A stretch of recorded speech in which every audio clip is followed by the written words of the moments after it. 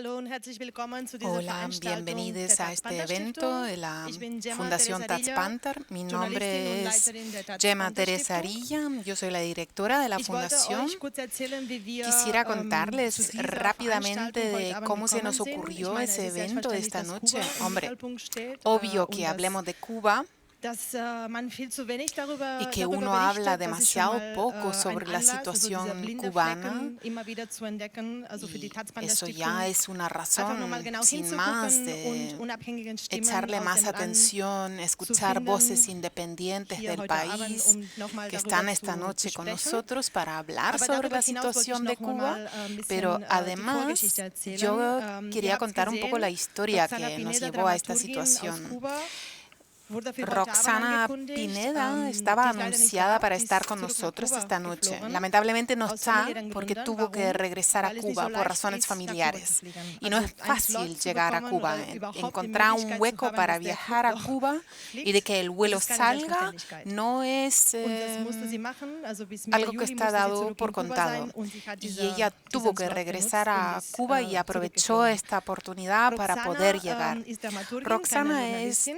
Und die Taz dramaturga, Panda no es Stiftung periodista kümmert sich eigentlich y la Journalistinnen. Fundación Aber die Taz Verbindung Panther ist se ocupa de los periodistas, pero eine la conexión que Organisation tenemos in con Italien, ella es a eine través de una Fondazione, organización en eine andere Italia, es Stiftung, una fundación mit der die Taz Panda Stiftung con la que kooperiert, die Fondazione cooperamos. Forame. Se llama Warum kooperiert? Fundazione Weil so wie die Taz Panda Forame. Stiftung ¿Por hat qué diese cooperamos con Fondazione, diese ellos? Stiftung in Pues Italien auch porque ein la fundación en Auszeitsprogramm. Italia también Bestimmt habt ihr tiene von esa dem beca que Rest and ofrecemos Resilience nosotros, que se Fellowship llama oder Rest and Refugium Resilience Auszeitstipendium Fellowship. gehört. Es una beca Das que führt die damos Taz Panda Stiftung para seit brindarle un 2015 descanso. hier Lo in Berlin. ofrecemos desde el año Und diese 2015 Fundation in aquí en Italien Berlín. Y hat la auch so ein ähnliches fundación en Programm, Italia tiene un einfach programa parecido, ein Auszeitsprogramm, donde einen ofrece un sicheren descanso, Ort un lugar Menschen seguro anzubieten, die gerade y wirklich poder eine Pause ofrecerlo a brauchen, personas que necesitan ese den descanso Job, den sie urgentemente ausüben, para weitermachen zu poder können. ejercer el Sei trabajo que Journalistinnen, in ejercen. unserem Fall, En el oder caso nuestro se lo Künstlerinnen, wie in dem ofrecemos Fall a von der periodistas, Fondazione en Forame. el caso italiano se lo Roxana Pineda war ofrecen bis vor a kurzem da, artistas. als Roxana Teilnehmerin Pineda dieses estuvo Programms participando und ahí, es presente in en la Austausch Fundación Italiana mit y der en Stiftung aus intercambio Italien, dann kam eben diese con Idee, sie nach nosotros, Berlin pues surgió la einzuladen, idea de que la podíamos an erster invitar a Stelle Berlín auf die Lage in Kuba para aufmerksam explicar zu cuál es la machen, situación aber en auch Cuba nochmal actual, aufmerksam zu pero machen, también wie para wichtig das llamar la ist, atención Kooperationen, also sobre la einfach in importancia que Austausch zu tienen kommen las und mit cooperaciones, anderen los ähnlichen intercambios Institutionen zu y kooperieren. estar en contacto con organizaciones Ich que fasse mich trabajan con kurz, es los geht nicht um mismos mich heute fines. Abend. Bueno, Wir como haben no se versucht, trata de mí, pues Roxana auch intentaré digital no bei hablar uns heute Abend demasiado. zu haben. Hemos intentado Und es conectar hat aber nicht digitalmente geklappt. con Sie hat mir Roxana, aber pero diese no lo Nachricht conseguimos. geschickt. Pero ella me mandó un Jetzt auf mensaje Spanisch. donde dice, y lo digo Für die, ahora en die kein español, Spanisch können, para los que dass no sie noch die Kopfhörer entiendan über haben. español, por supuesto Querida tendremos Gemma, audífonos. un abrazo desde Cuba. Lamento mucho no poder estar en Berlín. Me hubiera encantado llegar y conocerte y conocer vuestro trabajo de la Fundación Taz Panther. Espero que en un futuro no lejano pueda ser. Lamentablemente desde Cuba no se puede conectar vía Zoom. Todo lo relacionado con el bloqueo lo impide. Y ahora mismo la situación de la energía eléctrica impide incluso la simple conexión a Internet. Solo puedo hacerlo a veces, así que ojalá te llegue pronto este mensaje. Lo siento. Espero que a pesar de todos estos contratiempos, el encuentro tenga sentido. Was wir aber euch heute Abend zeigen werden, ist ein Video von Roxana. Lo que nosotros queremos mostrar esta noche es un vídeo por parte de Roxana, que es un vídeo que se grabó en el Refugi, que es ese lugar de descanso para artistas, que ella pudo grabar antes de regresar a Cuba. Así que, por favor, el vídeo. Y el programa de descanso por parte de la Fundación Taz Panther solo es posible a través de las donaciones, por lo tanto encuentran los formularios y nosotros nos alegramos siempre mucho de tener el apoyo por parte de ustedes, nuestros donantes. Siamo in Italia, alla libera Repubblica di Alcatraz, in Umbria, tra Gubbio e Perugia. Qui nasce il progetto Rifugi, promosso dalla Fondazione Dario Fo e Frank Rame e dalla Fondazione Barba Varley.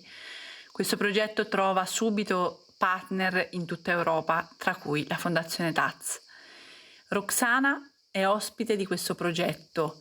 Alcatraz è un luogo immerso tra le colline dell'Umbria in mezzo al verde, e Roxana viene accolta in questa oasi artistica in un appartamento che fa parte degli appartamenti che il progetto Core de Alcatraz, un altro progetto della Fondazione Forame, ha affittato per donne sopravvissute alla violenza e artisti che hanno necessità di un luogo sicuro dove ritrovarsi. Roxana prende in mano il monologo Madre Pace, scritto da Dario Fo e Franca Rame. Siamo negli Stati Uniti nel 2004. Una madre di nome Cindy Sheehan riceve la notizia che suo figlio Casey, soldato 24enne, è stato ucciso in Iraq. Da quel momento Cindy non si ferma più. Si siede davanti al cancello della tenuta presidenziale in Texas e chiede con una semplicità disarmante una sola cosa: sapere perché suo figlio è morto. Franca e Dario hanno trasformato questa storia vera in un monologo potente e visionario, costruito come un diario, autentico e immaginario allo stesso tempo. Ciao, ciao, partigiano, portami via, che mi sembra di morire. E se io muero nel combate, oh bella ciao, bella ciao, bella ciao, ciao, ciao, si muero en el combate, pongo en tus manos mi fusil. Habéis oído hablar de las piedras rodantes que ruedan y cantan, pero ¿de dónde salen? ¿Existen realmente? Pues sí. En Nevada, en pleno desierto. Son cantos redondos de distinto tamaño, pulidos como el mármol y huecos por dentro. En ese hueco ocultan una piedra más pequeña que les sirve de acelerador y a la que llaman esfera hija. Cuando el viento las impulsa, la piedra rodante rueda y rueda por la pradera y en su vientre la piedra hija gira con mayor velocidad. Si pudieras agitar una de estas piedras al oído, escucharías un sonido extraño y enigmático. Y si en el combate, casi música. Por eso también las llaman piedras que hablan o cantan. Así comienza la balada que un cantautor de Nevada ha dedicado a Cindy Sheehan, la madre de Casey, un soldado asesinado en la guerra. ¿En cuál guerra? ¿Qué más da? En la guerra. La historia de Cindy nos recuerda a esa fábula india que habla de la piedra que canta impulsada por el viento. A su paso desplaza y arrastra otras piedras más pequeñas que, como ella, van rodando y rozándose unas con otras, soltando pequeñas chispas que van aumentando poco a poco hasta incendiar toda la pradera. En efecto, nadie habría tomado en cuenta a esa mujer humilde sentada delante de la entrada monumental de la mansión del presidente. Nadie podía imaginar que Cindy era una piedra rodante y que a su llamada tantas y tantas personas acudirían conmovidas, o más bien movidas por su sencilla pregunta: ¿perché mio figlio è morto? Tal vez no nos dimos cuenta, pero esa pregunta desesperada, dicha con palabras tan sencillas, es la misma que la Madre de Cristo pronunció debajo de la cruz. ¿Por qué te matan, hijo mío? Es un radiante. Bella, chao, bella, chao, chao, chao, una mañana de sol radiante.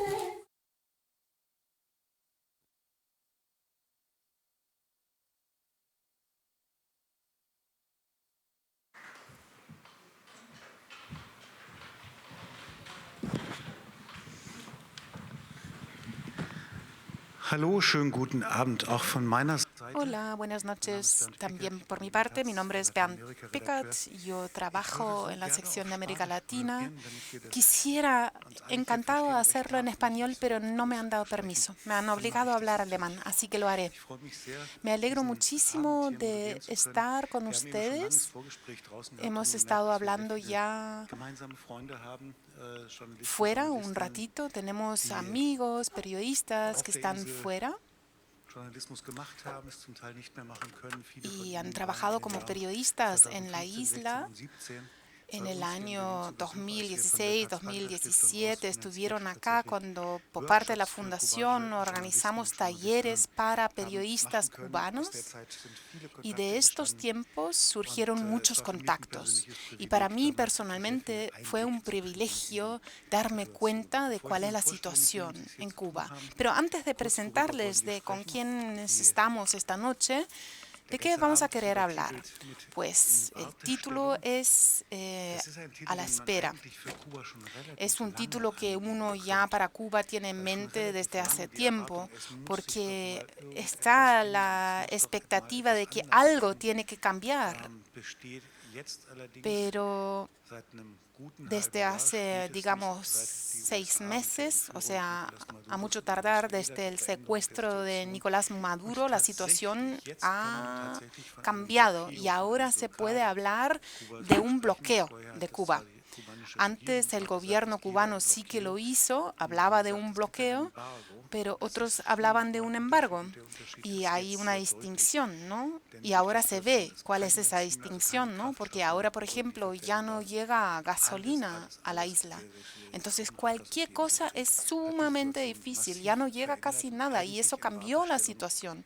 Y ahora están realmente en la espera y de hecho no hay tiempo para esperar más porque la situación humanitaria se está encrudeciendo cada día. Nosotros,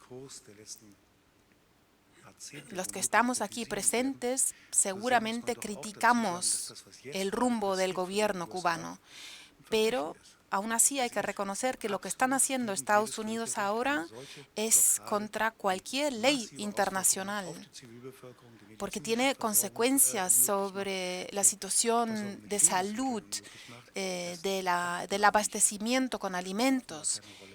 Y parece que esto ya no importe. Y a mí me parece sumamente importante nada más empezar a decirlo, que la situación es inaceptable. Yo sé que muchos cubanos esperan de que esta situación ejerce o lleve a que se produzca un cambio. Bueno, ¿quiénes estamos aquí? Yo mismo ya me presenté, voy a empezar con la persona que está a mi lado, Mauricio.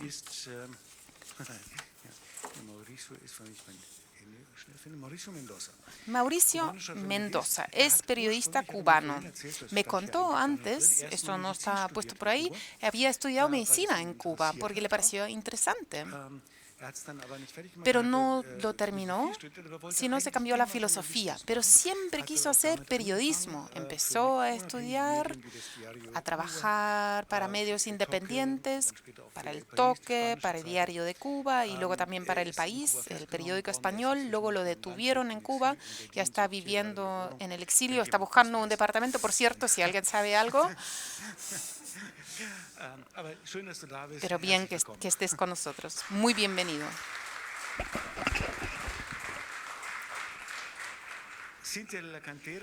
Luego está con nosotros Cintia de la Cantera, ella también es periodista cubana, me contó que desde hace 3 años vive en Nuremberg.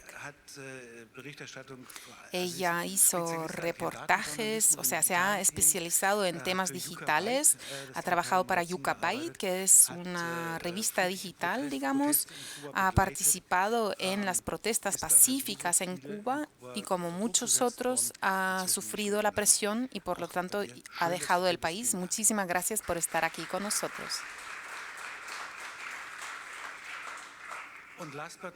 Y último, pero la persona que mejor conozco, porque hemos trabajado en la Deutsche Welle y hemos discutido muchos temas, está con nosotros Amir Valle, que es periodista cubano, reside todavía en Cuba, y él dice que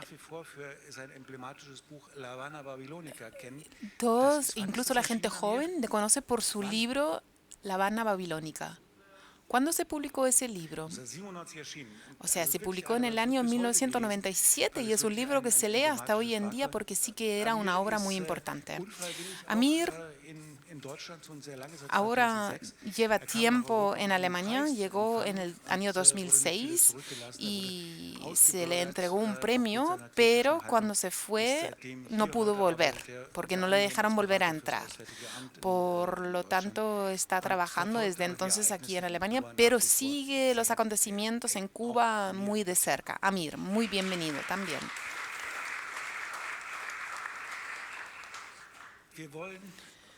Queremos, en un primer lugar, hablar sobre cómo ustedes mantienen el contacto y cómo viven la situación a través de estos contactos que tienen. Yo tengo la sensación que la situación es cada vez más insostenible y me gustaría saber cómo lo ven ustedes. Luego queremos ver cuáles son las medidas que adoptó el gobierno cubano, porque hubo unos 164 medidas adoptadas. ¿Estas pueden cambiar algo? ¿De qué depende? ¿Es una posibilidad?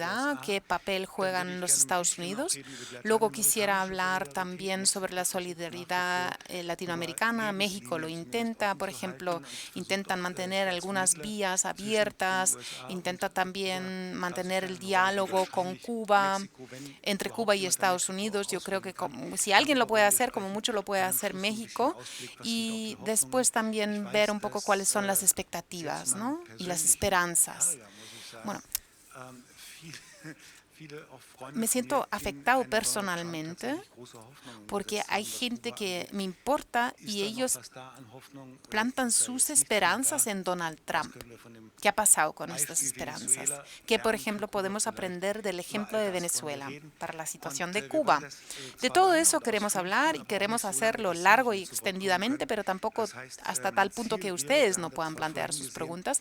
Hemos visto que ahí ponía que terminamos a las 8:30, pero no, tenemos que respetarlo al pie de la letra, porque si estamos en plena comunicación, pues yo diría que a las 8:15 quisiera abrir el micrófono para darles a ustedes la posibilidad de plantear sus preguntas. Bien.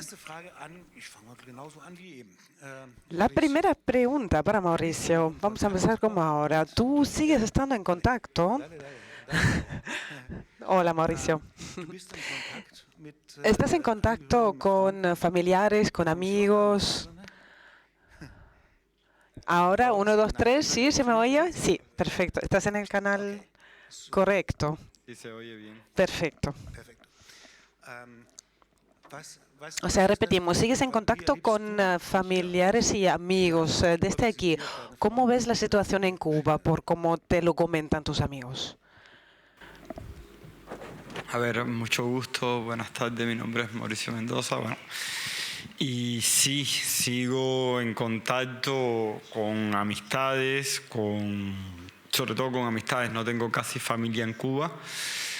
Y la situación como se vive es, yo comparo un poco, hace 4 años yo me exilié de Cuba por la persecución de la seguridad del Estado y la situación hace 4 años era compleja, donde podíamos tener dinero, pero ese dinero, a veces, teniendo dinero, se pasaba hambre. Entonces, pero no había tantos apagones, todavía si tenías dinero podías comer en restaurantes, que era mi caso como periodista, que podía darme ciertas comodidades. Y acceder a un transporte privado, pero desplazarme. Ya en estos momentos la inflación ha subido tanto que el transporte privado, dígase taxi, dígase especie de Ubers, pero a lo cubano, ya, ya son extremadamente más caros. Ahora sí hay apagones, ahora la comida es de más difícil acceso que 4 años atrás. Y lo que yo siento incluso en amistades y en los conocidos es que ha aumentado el estrés en la población. De hecho, hay estudios que han salido recientemente de cómo toda la situación de no tener luz, no tener agua, una mala alimentación ha generado afectaciones psicológicas en la población cubana, donde las personas están más estresadas, donde están más a la defensiva y bueno, todos los problemas que genera el estrés, además de los problemas también para la salud, ¿sabes? Porque tenemos un sistema de salud decadente y sumado a la mala alimentación, bueno, ustedes se pueden imaginar que Cuba está en una situación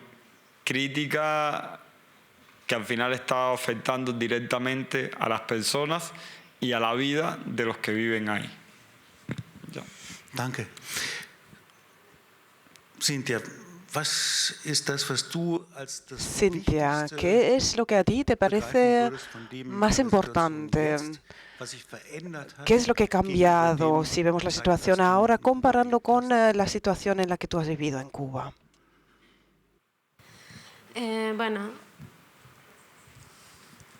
Hola a todos.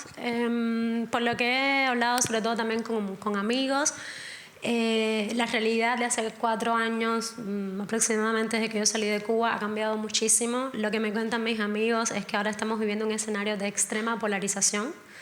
Un escenario en el que sobre todo los pequeños empresarios, los empresarios que son los dueños de las llamadas MIPYMES, pequeñas y medianas empresas que tienen un poder adquisitivo, que son los que están realmente operando el mayor grueso de la economía ahora mismo en Cuba, pues todas estas personas tienen un acceso, por supuesto, a bienes, a servicios que de pronto el resto de la sociedad no lo tiene. Entonces, eso es lo primero que me llama la atención de lo que me cuentan mis amigos, esta polarización extrema que no lo habíamos visto.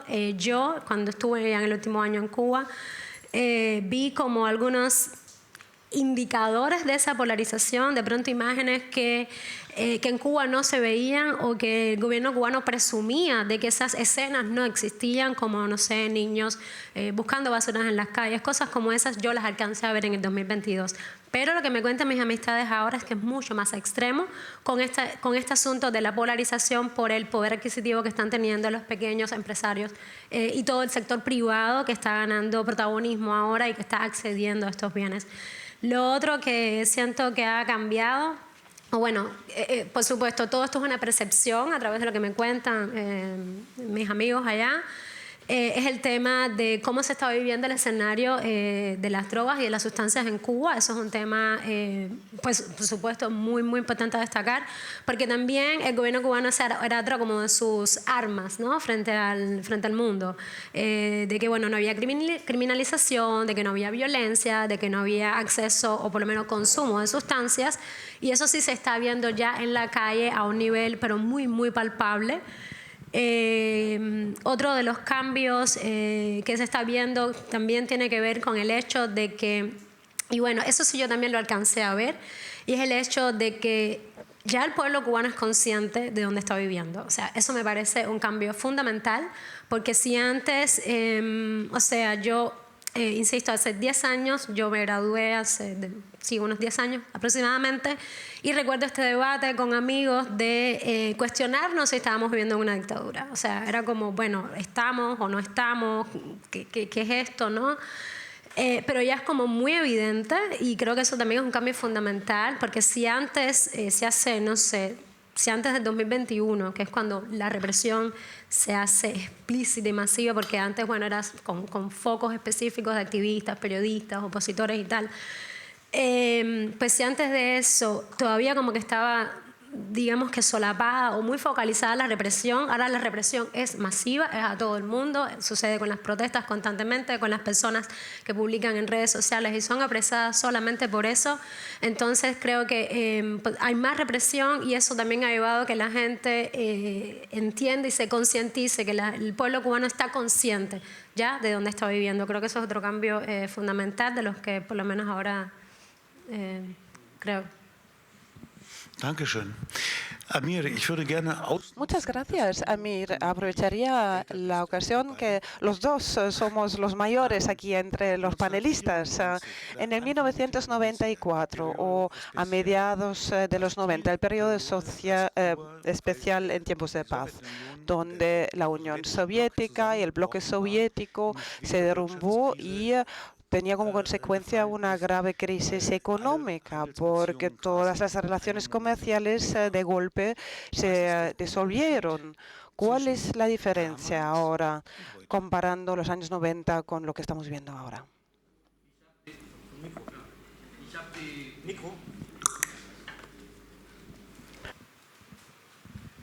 ¿Se me oye? Sí. Ok, voy a hablar en español porque lo iba a decir en alemán, pero no. Mira, yo viví el periodo especial. Recuerdo que fue un periodo en que todo el mundo pensó que no se podía caer más al fondo. No imaginábamos nunca que lo que pudiera venir después. La diferencia es en aquella época no había comida. Es decir, realmente no había comida, pero muchos de los servicios de los cuales la revolución se preciaba seguían funcionando, mal, pero seguían funcionando. Desapareció el transporte en aquella época, también la comida desapareció también, y había apagones, fue la época en que comenzaron los grandes apagones, pero no hay ningún tipo de comparación. Siempre había un escape. Y el cubano es un experto en buscar vías de escape. Ahora, ¿qué es la diferencia mayor que yo veo con el hoy? Es que estamos asistiendo a un país que está en una quiebra absoluta en todas las esferas de la vida social, económica y política. En aquella época todavía había algunos sectores de eso que se llamó proceso revolucionario que podían ser defendidos y que de hecho eran defendidos en Cuba y fuera de Cuba por los tontos útiles que siempre ha tenido la revolución cubana. Ahora, ¿qué sucede? Hoy yo creo que el que defienda hoy Cuba realmente está siendo un cínico. El nivel de dolor al que se vive que está viviendo nuestro pueblo no tiene comparación con ningún periodo de pobreza en toda la historia de la isla. Es decir, no en el periodo revolucionario. Nosotros estamos viviendo hoy una crisis que no tiene precedente histórico en la existencia de nuestra nación. Eso creo que hay que decirlo. No solamente, todos los servicios supuestamente que constituyeron triunfos de la revolución están absolutamente colapsados. Cuando digo colapsados es que no funcionan en lo absoluto. Las personas se mueren en los hospitales por falta de electricidad, porque no se operan. Ahora mismo hay colas enormes de personas que no pueden acceder a las mínimas cosas por un grupo de condicionantes que lo impiden. Pero no solamente eso, los niños recogen comida en las calles, pero los ancianos se mueren de hambre en las calles. Eso nunca lo habíamos visto. Y no estoy hablando de cosas que he visto. Tengo un familiar que murió en la calle, un anciano con hambre. Y estoy hablando yo, que para mí es una contradicción. Mi padre quienes me conocen saben que mi padre es una de las personas que hizo esa revolución y todavía hoy defiende esa revolución. Lo estoy diciendo porque tengo ese contacto, repito, de contradicciones, de tratar de ver lo que se perdió de aquel proyecto en el cual algunas personas creyeron que fue traicionado desde el mismo inicio por Fidel Castro y que fue sepultado a lo largo de las décadas por la mala gestión del gobierno y por el empecinamiento ideológico, un empecinamiento ideológico que continúa hoy. Ahora mismo acabamos de ver unas declaraciones de Díaz-Canel en las cuales insiste en que la gente siga sacrificándose por la ideología y en un país en el cual todo está completamente colapsado. Algo que Cintia decía, que me parece que es muy importante. Antes yo viajaba como escritor y yo me preciaba, yo viajaba a México, a Brasil, a otros lugares, y yo me preciaba de que en Cuba no había violencia. Ya en Cuba hay bandas criminales, ya en Cuba hay bandas de narcotraficantes, ya en Cuba hay bandas vinculadas con Estados Unidos de tráficos de personas. Es decir, ya ese fenómeno social que no existía en Cuba está en Cuba como un hecho, hasta el punto que yo recuerdo que hace unos años un joven periodista que estuvo acá, Joe Suárez, hizo un pequeño libro sobre el pandillerismo en La Habana. Y a mí me llamó la atención porque dije, bueno, son pandillas, pandillitas, eso no significa nada. Y he visto ese crecimiento. Cuando yo publiqué justamente Habana Babilonia, que era un libro donde hablaba, por primera vez se hablaba en Cuba de la prostitución, del mercado negro, de la droga, y recuerdo la aparición de Fidel Castro diciendo en la televisión que mi libro mentía porque en Cuba no había ni drogas ni prostitutas. Es decir, eso lo dijo Fidel Castro en una mesa redonda y me tachó de jineterólogo. En Cuba a las prostitutas se les llama jineteras. Yo he visto que ese fenómeno ha seguido existiendo y creciéndose y mezclándose peligrosamente con la sociedad y la marginalidad.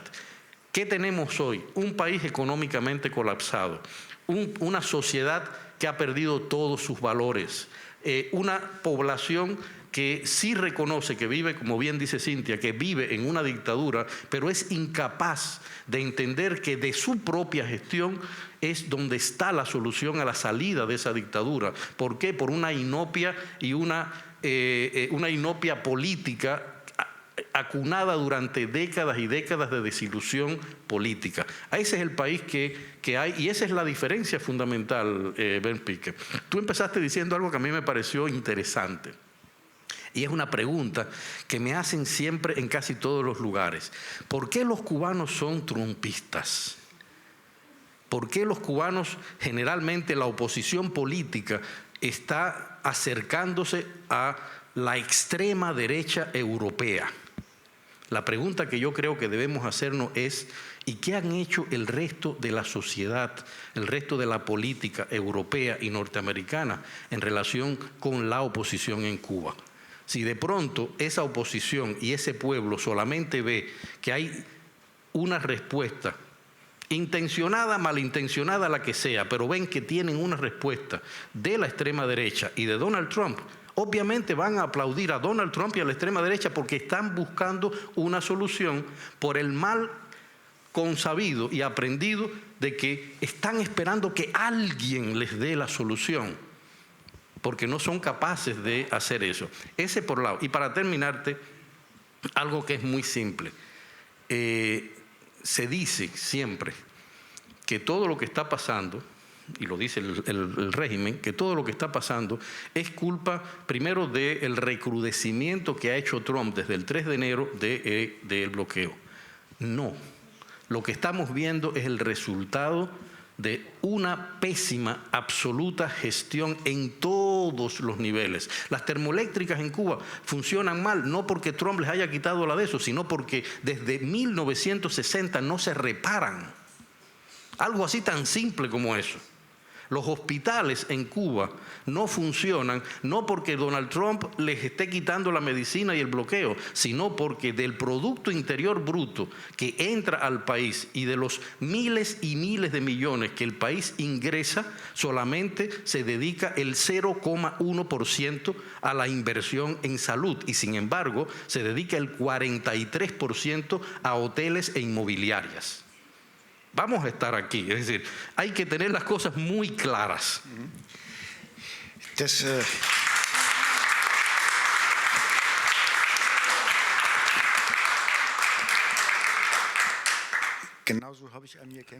Así le conocí a Amir. Siempre se explaya, pero luego muy evidente en su análisis. Quisiera regresar a esa pregunta. Hemos descrito cuál es la situación y lo horrible que es. Y voy a lanzar una pregunta más, porque muchos de los que están en contacto a través de las redes sociales con cubanos y cubanas han visto vídeos sorprendentes de personas, de multitudes, de gente festejando, que lanzan lemas como que quedan para bailar, y eso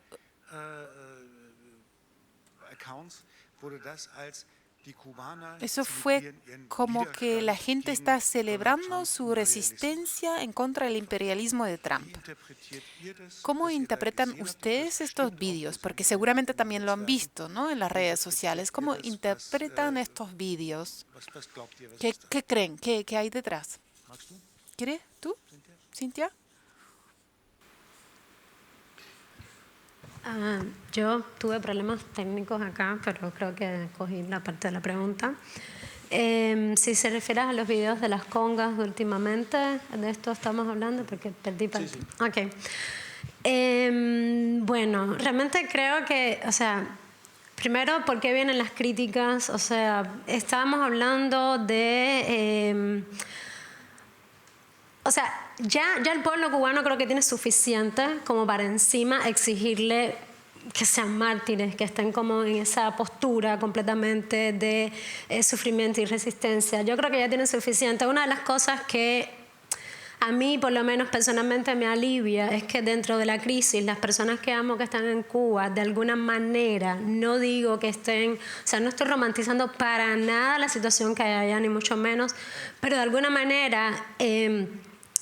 alivia saber que buscan las formas y que independientemente de que sí estoy muy de acuerdo con lo que decía Amir también, de que la solución también, o sea, está en nuestras manos, no solamente en los que están dentro de Cuba, fuera de Cuba también, no tenemos que estar esperando un agente externo para eso.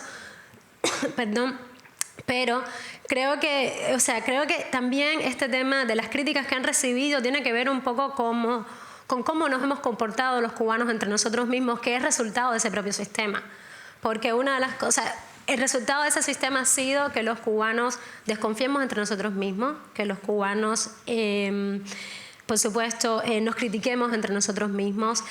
Y ya se ha desarrollado un método de supervivencia, un sentido de supervivencia que ha calado tanto después de tantas generaciones viviendo bajo este sistema, que yo creo que un poco de las críticas que hay alrededor de estos videos de las congas y tal tienen que ver precisamente con el resultado de lo que somos al día de hoy los cubanos por ese sistema. Eso, creo que no sé si responde tu pregunta, pero... ¿Möchtest du was ergänzen, Mauricio? ¿Quieres añadir algo? A ver, lo que yo creo es, yo no he visto videos, la verdad, de gente festejando, o sea, gente genuina festejando en contra del bloqueo. Sí, he visto shows armados por el gobierno y por su propaganda, haciendo parecer esa imagen de que hay un pueblo que resiste, que es antiimperialista, pero sabemos que eso es como la canción de La Lupe, teatro, puro teatro. Entonces, sí, hay que tener en cuenta una cosa: Cuba tiene un daño antropológico demasiado grande que lo ha fomentado el propio gobierno, que vendiendo supuestamente que somos el país más culto, de que nos dan educación gratis, eso es mentira. ¿Sabes? La educación es una educación de adoctrinamiento donde cada año ha ido en mayor decadencia. No es lo mismo la educación en los años de Amir que en los años de Cintia, que en los años míos, que soy el menor aquí. Entonces, y no es lo mismo en los años que vienen por delante.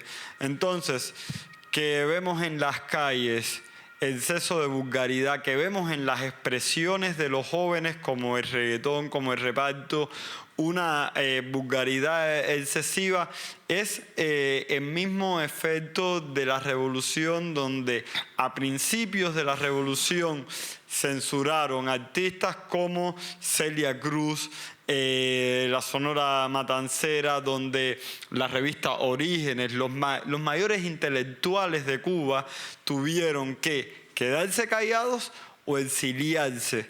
Y entonces han ido de año en año censurando a las mentes brillantes de Cuba. A mí siempre me recuerda el poema Aullido de Allen Ginsberg.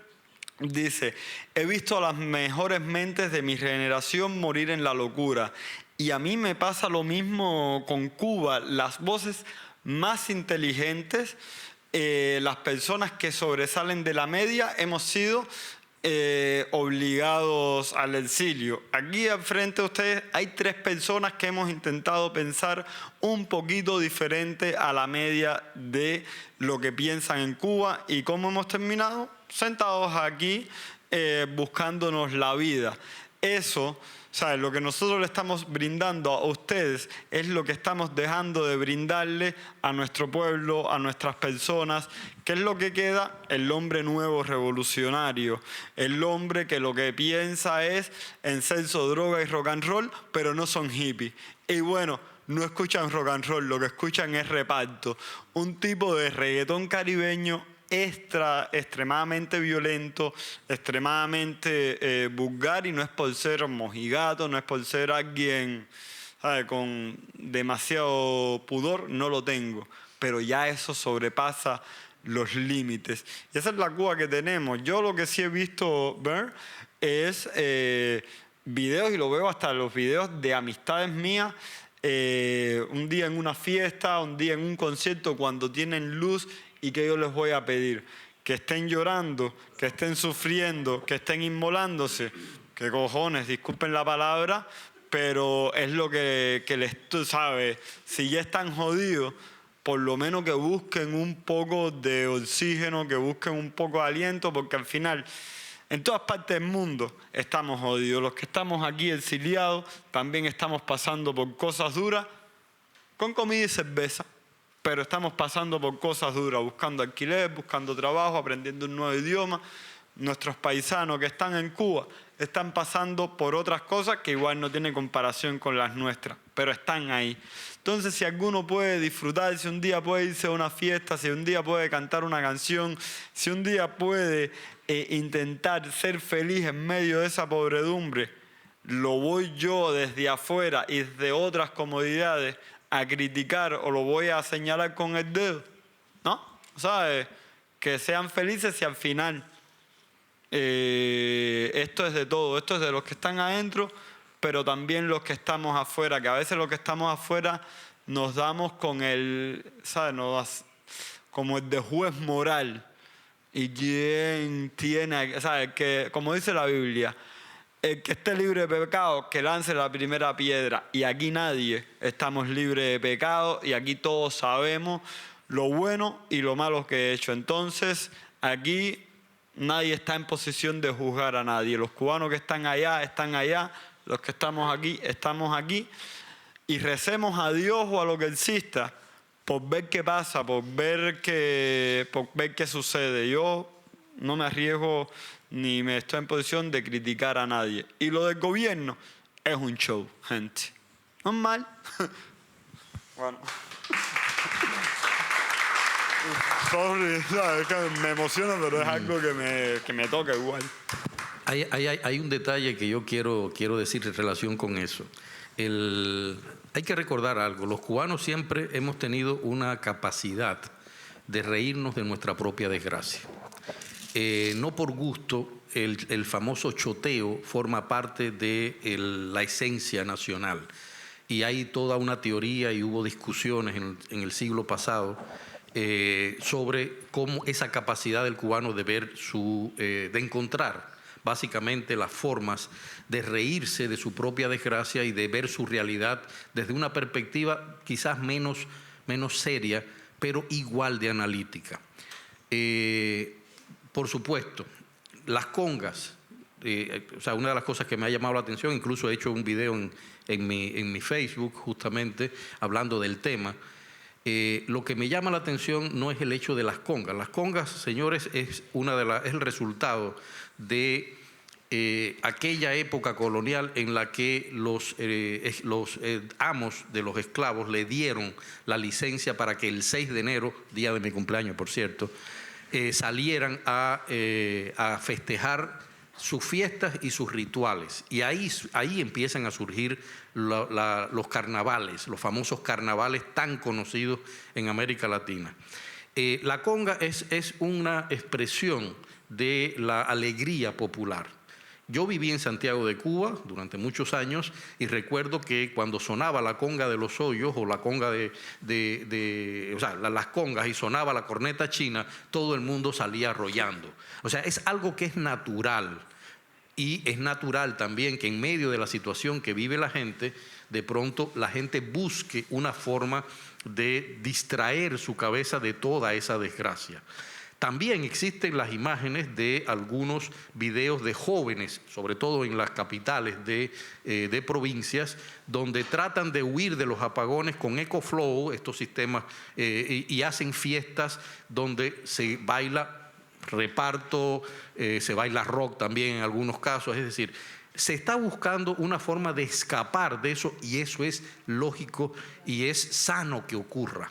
Ahora, lo que no es sano que ocurre es que la gente no ha notado que eso que decía Mauricio me parece que es muy importante. De pronto, el gobierno convoca a celebraciones de congas, de parrandas, en las cuales ellos van a apoyar a la revolución. Ha sido en los últimos tiempos y curiosamente coincidió con el desastre en Venezuela, con la tragedia en Venezuela. El gobierno estaba en ese momento convocando a este tipo de manifestaciones. ¿Pero qué salía? Salía, por ejemplo, el Banco Popular de Ahorro de Cienfuegos en una parranda y ponían esas imágenes y después ponían las parrandas de la conga santiaguera, que no tenía nada que ver una con la otra.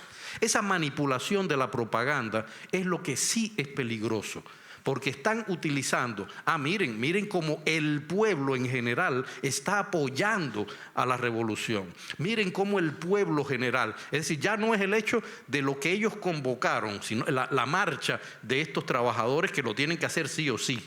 ¿Ya? No, también utilizan ese jolgorio popular natural que salió de la gente para vincularlo a esta propaganda y decirle al mundo, porque entonces fíjense y busquen el origen de todos esos videos y se van a dar cuenta que salen de páginas oficiales y de sitios oficiales, que luego los influencers bajan y empiezan a tocar, pero hay una propaganda que está diciéndole al mundo, a los cubanos no les importa lo que está pasando, nos están apoyando.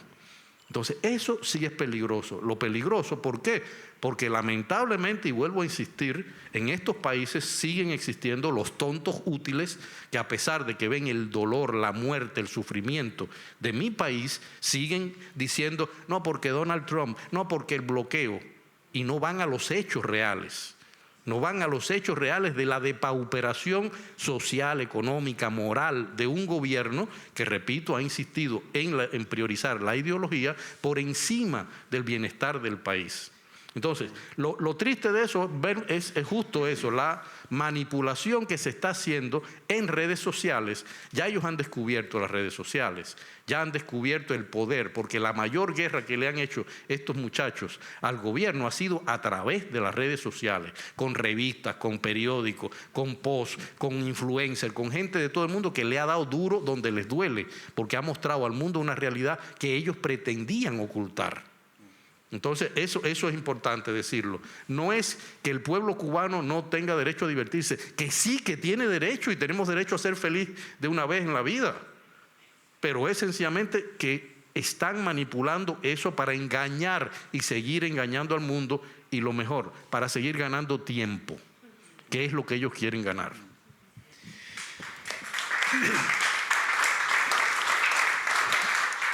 Ich würde gerne Me gustaría retomar algo dicho por Amir, que es el papel que ustedes también han jugado, periodistas en medios de comunicación independientes. Yo recuerdo cuando empecé a tratar con Cuba en los principios de los 90, cuando yo trabajé aquí en el periódico de la Taz, en el 94, la crisis de los balseros, esa gran ola hacia Miami, en unos medios de transporte bien inseguros, y en aquel entonces la comunicación entre la isla y la diáspora, que ya existía de antemano en la primera ola de la migración después de la relación, ya no existía esa conexión, ¿no? Seguramente a través de las familias, pero nada que se percibiera de forma pública que existiera este intercambio. Cuando hicimos estos cursos, estos talleres aquí para los periodistas cubanos, esto fue una época donde se abrió el país, iniciado por Barack Obama, con Castro, una apertura hacia los Estados Unidos, y los Rolling Stones se fueron a tocar. ¿Cómo se llamaba esta película que se rodó en el malecón? No me acuerdo ya. Alguna película donde de Fast and Furious, sí. En número 8, edición 8, no sé, no recuerdo. Total, que de repente había mucho intercambio, los cruceros llegaron a La Habana y de repente pues se inundó la ciudad por estadounidenses, iba a decir por tontos, no, por turistas.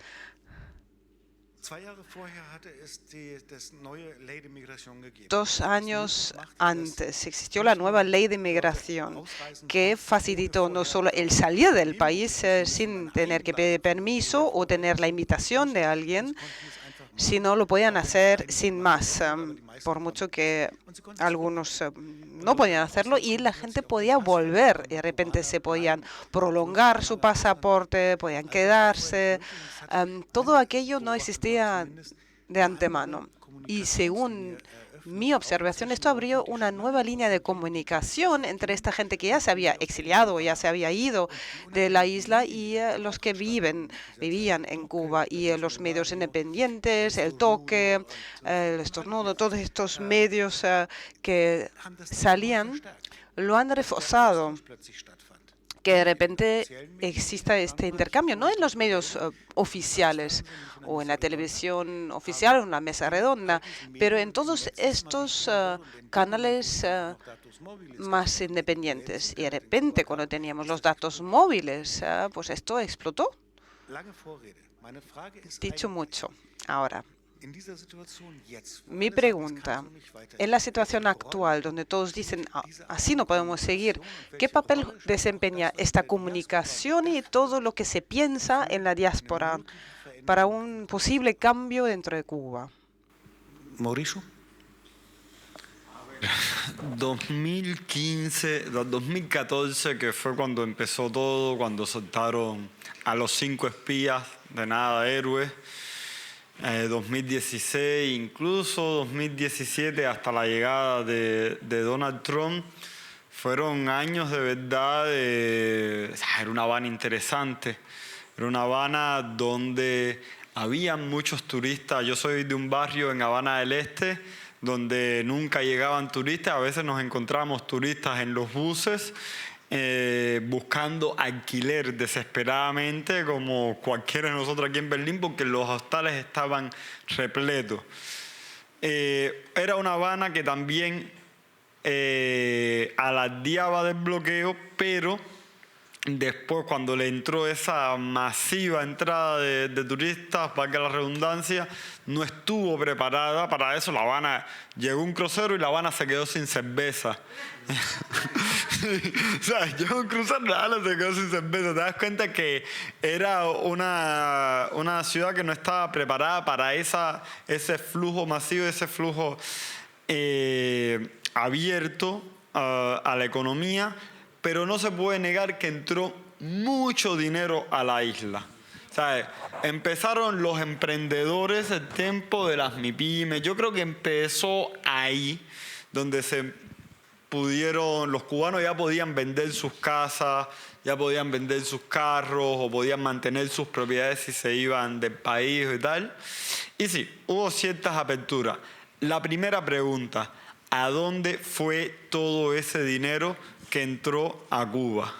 O sea, estamos hablando de que entró dinero, entraron millones de dólares. Los Rolling Stones fueron a cantar gratis a Cuba. Los Rolling Stones no cantan gratis en ninguna parte de este planeta hablando en buen cubano. Fueron a cantar gratis a Cuba y turistas de muchas partes del mundo fueron a Cuba. Y yo estuve en el concierto de los Rolling Stones en Cuba. Turistas de muchas partes del mundo fueron a Cuba porque les salía más barato ir a Cuba que pagarse un concierto de los Rolling Stones en cualquier parte del mundo.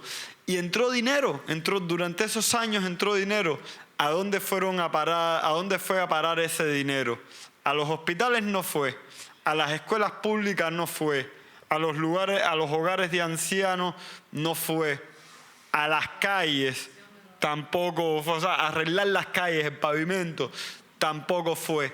¿A dónde fue? Es la pregunta. En todos esos años se levantaron hoteles, Gaesa, que es la empresa privada de la dictadura cubana, orquestada, dirigida por los militares, especialmente por Raúl Castro, y quien él ponga a manichar eso, déjame no hablar para no perder a los voy a perder a los traductores.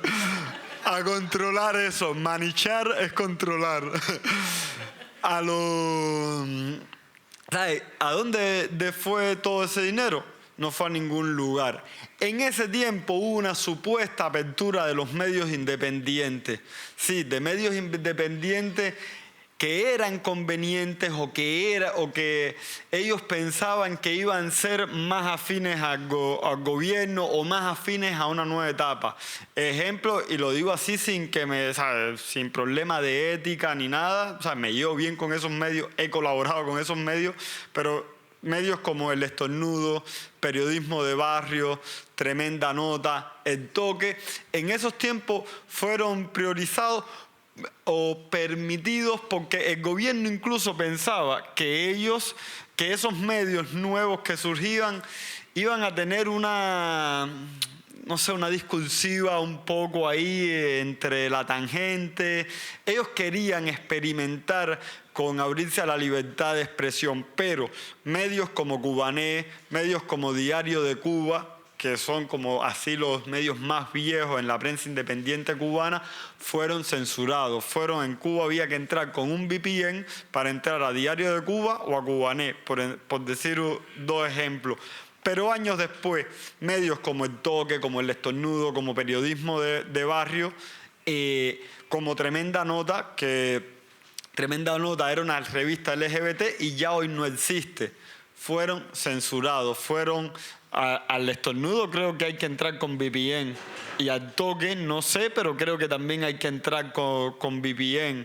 Entonces, y los periodistas que hemos trabajado para todos esos medios, años después fuimos perseguidos, fuimos amenazados, fuimos hostigados, fueron hostigadas nuestras familias, fueron hostigados nuestros amigos y tuvimos que elegir entre la prisión o el exilio. Yo les tengo una historia sencilla. Yo no uso audífonos en la calle, incluso aquí. ¿Por qué no uso audífonos en la calle?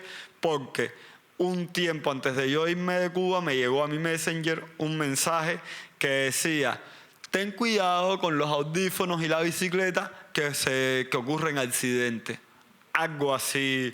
O sea, las palabras exactas no las tengo ya, pero algo así. Entonces, son cosas con las que vive constantemente, que te digan, yo me fui con 24 años y que te digan, oye, te vamos a meter 20 años preso, alguien mirándote a los ojos, ¿sabes? Diciendo, y tú sabes que lo hacen porque tienes amistades presos como Luis Manuel Otero Alcántara, como Michael Osorbo y como los presos que tú has cubrido, porque yo los cubrí, las historias del 11 de julio. Yo le di mucho acompañamiento a familias como Bárbara Farrat, como...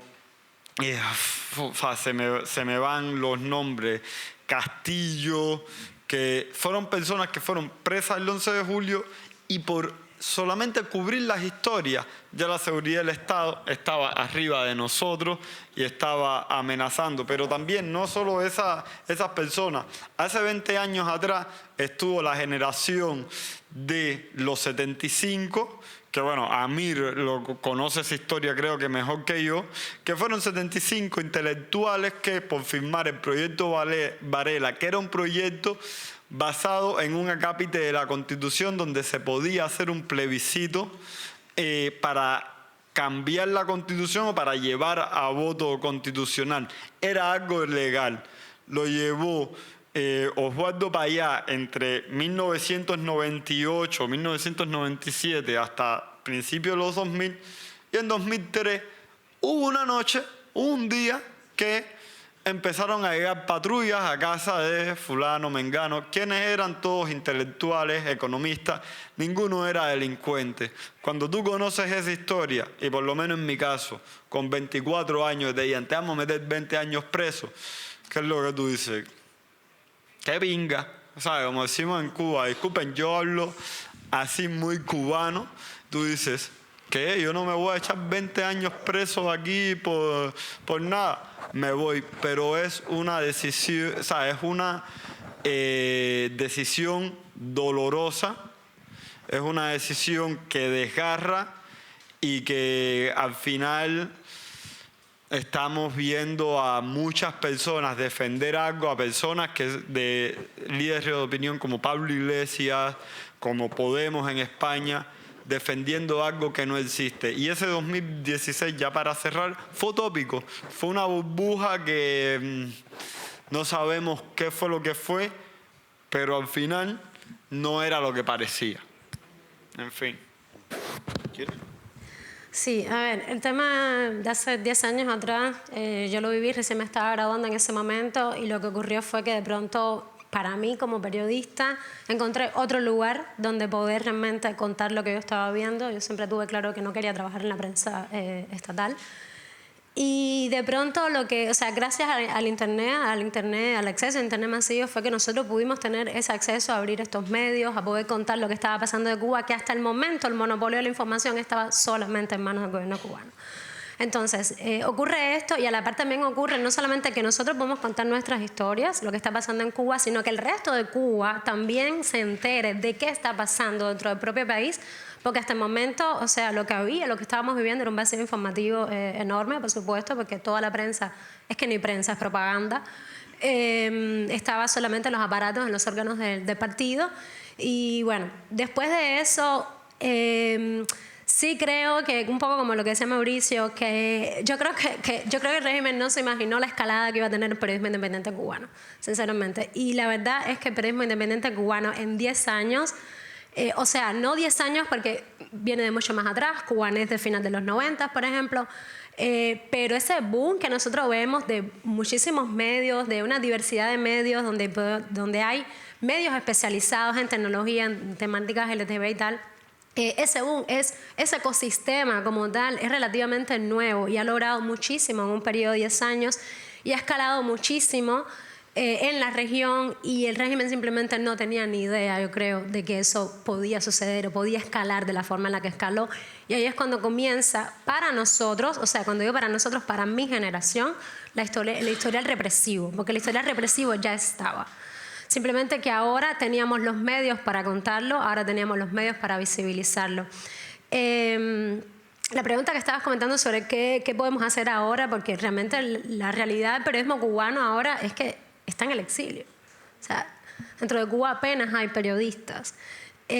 Otra cosa importante, antes de pasar a eso, cuando Mauricio estaba comentando que cuando nos ponen esta dinámica de decisión porque yo también, todos pasamos por esto, de o vas presa o te vas. O sea, es tu decisión. Y bueno, es difícil poner el cuerpo, es difícil realmente poner el cuerpo en una situación como esa. Sí quiero decir muy claro que incluso la salida es bajo sus condiciones. O sea, no es que te vas o vas presa, no, es que si te vas también tienes que hacer esto. A mí específicamente me obligaron a grabar un video donde yo estoy diciendo que soy una periodista pagada por Estados Unidos y por tanto ya ese video es una evidencia legal para un proceso legal. Ese video es una supuesta confesión, o sea, yo no fui la única que pasó por esto, es una supuesta confesión que ellos tienen en sus manos en caso de que ellos me quieran abrir un proceso legal, que además lo pueden hacer en ausencia. Que eso es algo que después modificaron en la ley, después de las protestas del 11 de julio, el hecho de que se puedan hacer juicios en ausencia. Entonces, con esta confesión que ellos era la ficha de cambio para poder salir de Cuba, esta confesión y una carta donde uno escribe que no vas a hablar nada mal de Cuba y tal. O sea que incluso la salida es bajo sus condiciones en el momento en que ellos quieran. También a mí me la prohibieron al principio, la primera vez que intenté salir. O sea, no es incluso ni tan sencillo como, bueno, te vas, si te vas, vete. No, es incluso bajo sus condiciones. ¿Qué podemos hacer ahora? La prensa cubana realmente, o sea, primero por un tema de los grants, porque la prensa cubana independiente vive de los grants, porque no hay un modelo de negocio posible bajo las condiciones en las que nosotros hacemos periodismo. Primero con el tema de los grants de la administración de Trump en enero pasado, más las condiciones de migrantes que nosotros tenemos ahora mismo, realmente las condiciones en las que hacemos periodismo ahora mismo son muy, muy, muy precarias. Pero aún así siento que se sigue haciendo, o sea, veo que se sigue haciendo periodismo, sobre todo porque está esa necesidad de no dejar ese vacío informativo, está esa necesidad de no dejarle en manos del régimen pues cómo se cuenta Cuba, ¿no? Y también hay otro fenómeno que me está gustando mucho, que estoy observando, que es el tema de que, bueno, Cuba se quedó sin periodistas, o sea, sin periodistas me refiero a nuestra generación, bien formados o no, porque también otra de las batallas que tenía el régimen era para desacreditar a los que no habían estudiado, como hacer esas diferenciaciones incluso. Ahora está surgiendo el fenómeno de los influencers que están contando lo que está pasando en Cuba a falta de periodistas. Y eso me parece sobre todo muy, muy valiente, porque si antes cuando nosotros estábamos haciendo periodismo sabíamos que había represión, sabíamos las consecuencias de lo que nos estábamos enfrentando, o sea, pero creo que lo que había antes, el referente que había antes, como que todavía te quedaba ahí como lejos, pero es muy, muy evidente lo que te pasa si entras a contar estas historias. Y siento que hay jóvenes, veo que hay jóvenes que lo están haciendo, influencers que están contando Cuba, muy conscientes de cuáles son las consecuencias de hacer eso. Y eso me parece súper valioso porque están también, o sea, me doy cuenta de que el trabajo que viene, bueno, de a mí que es otra generación, que viene de otras generaciones de activistas, esto ha sido un trabajo que se ha continuado de generaciones en generaciones en generaciones y seguirá hasta que se caiga. Danke.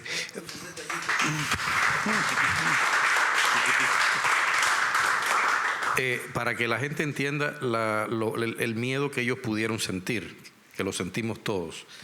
Ese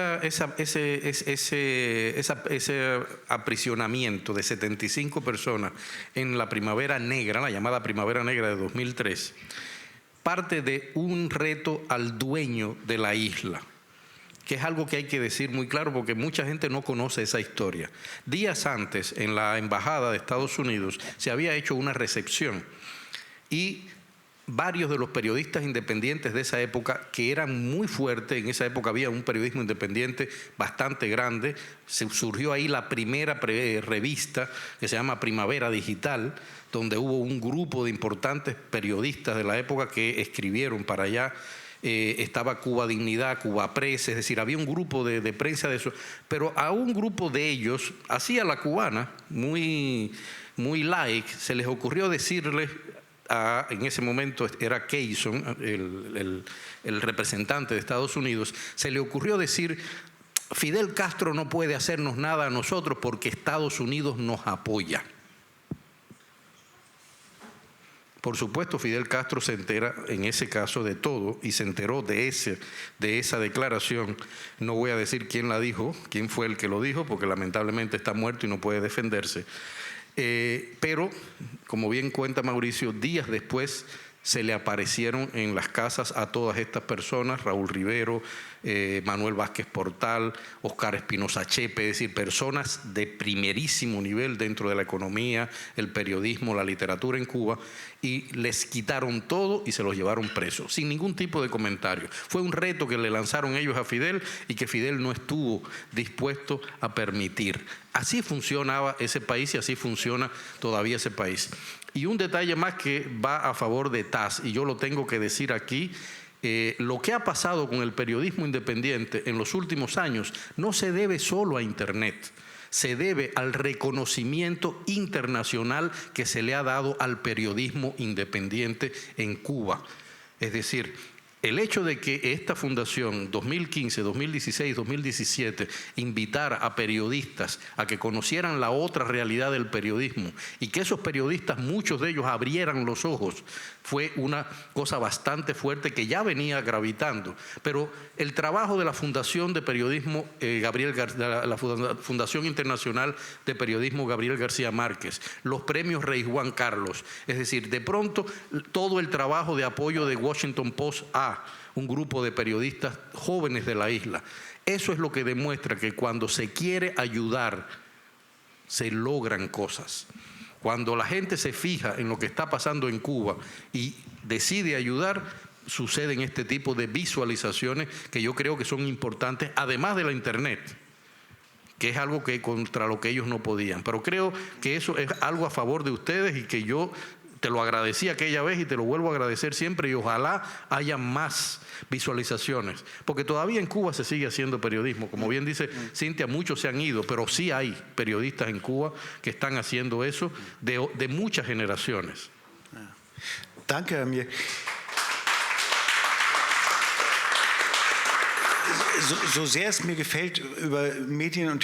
Que me encante hablar del papel de los medios y de los medios independientes, nos queda corto el tiempo, así que me gustaría dar un salto de este tiempo hace 10 años, hablar de la situación actual, de la hora y del aquí. El gobierno cubano hace pocas semanas publicó una lista de 164 medidas, reformas económicas. Publicaron esa lista que dentro del marco del proceso cubano son medidas amplias, ¿no? Se pueden entender así. La comisión que la redactó, hubo gente que normalmente forma más bien parte de la periferia. Hay, por ejemplo, una persona que entrevistamos muy a menudo y él formó parte de esa comisión. Y esas medidas surgieron por la presión de quizá llegar a un tipo de acuerdo con Estados Unidos para que terminen el bloqueo del petróleo, para ofrecerles algo, ¿no? ¿Qué pueden hacer estas medidas hoy en día? ¿Qué consecuencia pueden tener? O sea, muchos economistas dicen esas medidas están bien, pero vienen tarde. ¿Pueden hacer algo? ¿Pueden provocar un cambio hoy? ¿O cuál es el objetivo del gobierno cubano con esto?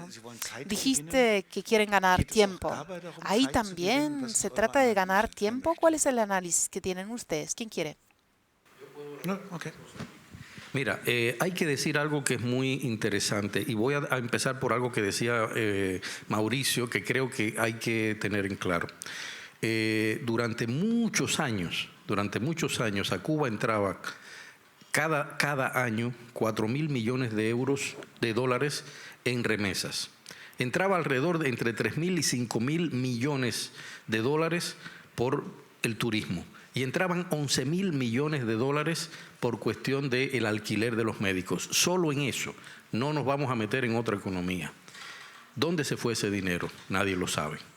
Tampoco nadie sabe a dónde han ido a parar esos 18.600 millones de dólares que supuestamente se le han descubierto a Gaesa en cuentas fuera. Es decir, supuestamente no, se le han descubierto y ya se le han demostrado. Vamos a hablar claro.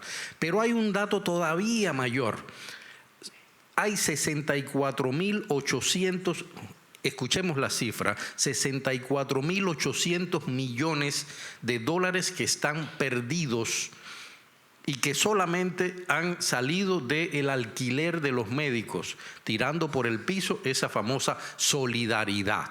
Los médicos sencillamente se alquilaban más de 64.000 millones de euros que no aparecen por ningún lado. Y hay instituciones que están buscando ese dinero porque está declarado y lo están buscando. ¿Qué significa eso? En mi perspectiva, de pronto ellos lanzan estas 176 medidas en las cuales ahora podemos tener, yo voy a fundar mi banco en Cuba, yo tengo dinero, voy a fundar mi banco en Cuba, ya, yo lo tengo, me voy para allá. Yo quiero tener mi hotel, voy a tener mi hotel, o sea, de pronto aparece todo eso. De pronto los cubanos pueden importar y exportar. Es decir, el que tenga dos dedos de frente se da cuenta de que eso lo han hecho en un momento en el que ya han dado todos los pasos para ellos mantener el poder sobre el control económico. Cuando yo le paso a mi padre en Cuba, y fíjense cómo funciona, qué curioso, cuando yo le paso a mi padre en Cuba y le compro 2 kilos de leche para el mes, yo se lo pago a una empresa en Madrid. Y en media hora mi padre lo tiene en Cuba. Lo que sea, carne, lo que sea. ¿Quién está haciendo eso? ¿Una MIPYME? No, eso lo están haciendo personas del gobierno. Es decir, cuando tenemos esto, ahorita se hablaba del fenómeno de Gaesa, ¿ya? Gaesa controla más del 70% de toda la economía internacional, nacional, y más del 90% de las finanzas internacionales. Es decir, ellos han dado los pasos necesarios para posicionarse ellos y sus familiares en la isla y fuera de la isla como los nuevos capitalistas. Eso está más claro que el agua. Y de pronto abren todas estas perspectivas porque ahora el capitalismo va a ser permitido. También yo hice hace poco un comentario sobre eso en redes sociales, donde yo hablaba justamente de cómo se deben sentir la gente que en mi familia murió por esa revolución, los mataron. ¿Cómo se debe sentir mi padre, a quien torturó Esteban Ventura Novo, en aquella época el director del BRAP, Buró de Represión Anticomunista? Es decir, mi tío Misael, que murió por esa revolución. ¿Cómo se pueden sentir esa gente que lucharon contra el capitalismo cuando de pronto la misma gente que generó todo el desastre nacional, los robos de toda la riqueza nacional, cómo se va a sentir esa gente si de pronto todos esos sinvergüenzas son los que van a ser los nuevos capitalistas? Lo que estamos viendo es sencillamente la estabilización y la estatalización de un nuevo sistema que ya se venía dando desde 1997, cuando Raúl Castro empezó unas pequeñas transformaciones en la empresa militar como modelo futuro para la empresa cubana, que después terminó, cuando él asumió el poder, terminó con ese perfeccionamiento empresarial nacional que se hizo, en el cual de pronto empezaron a surgir todo este tipo de mecanismos, ¿ya? Todo este tipo de mecanismos que controlan ellos completamente. La exportación y la importación en Cuba la va a seguir controlando el régimen. La entrada de divisas la va a seguir controlando el régimen. Es decir, eso cualquier otra persona que quiera invertir en Cuba sabe que va a tener que competir con personas que ya tienen todo establecido para hacerse los nuevos millonarios. Lamentablemente es así, no se puede tener otra cosa. Y por otro lado está el hecho de que la estupidez de Estados Unidos, que nunca ha tenido capacidad de entender qué carajo pasa en Cuba, esa estupidez de todos los gobiernos, no estoy hablando ni de Trump ni de Marco Rubio, no, de todos ellos, ya, de todos ellos, esa estupidez complica todavía mucho más las cosas porque les da tiempo. Y ellos están ganando tiempo. Y ahora mismo en Europa se están posicionando muchos bancos cubanos que los vamos a ver dentro de 2 o 3 meses operando. Y aquí mismo en Alemania se están posicionando empresas que están intentando colaborar con Cuba y dentro de poco las vamos a ver. O sea, eso es importante decirlo. Danke. Ich glaube, da wird eine ganze Menge. Da wird womöglich wirklich eine ganze Menge dann auch von den Vereinigten Staaten abhängen. Yo creo que de ahí dependerá mucho de Estados Unidos, porque a veces han acelerado las sanciones terciarias, las empresas que iban actuando en contra de Cuba. Vimos, por ejemplo, Visa Card y Mastercard, que ya no se pueden usar en Cuba por las medidas estadounidenses. Pero sí, tienes razón. Tengo muchísimas preguntas, pero yo creo que el público también tiene muchísimas preguntas. Así que quisiera abrir ahora y darles la oportunidad de que planteen sus preguntas. Yo creo que tenemos un micrófono. Ole, se va pasando con el micrófono. Ustedes lo tienen que utilizar a pesar de tener una voz fuerte, porque si no, la gente en el stream no les escucha, pero las intérpretes tampoco les escuchan. Y aprovecho el momento para darle las gracias a las intérpretes. Bien, ¿quién quiere plantear una pregunta? Ahí, delante.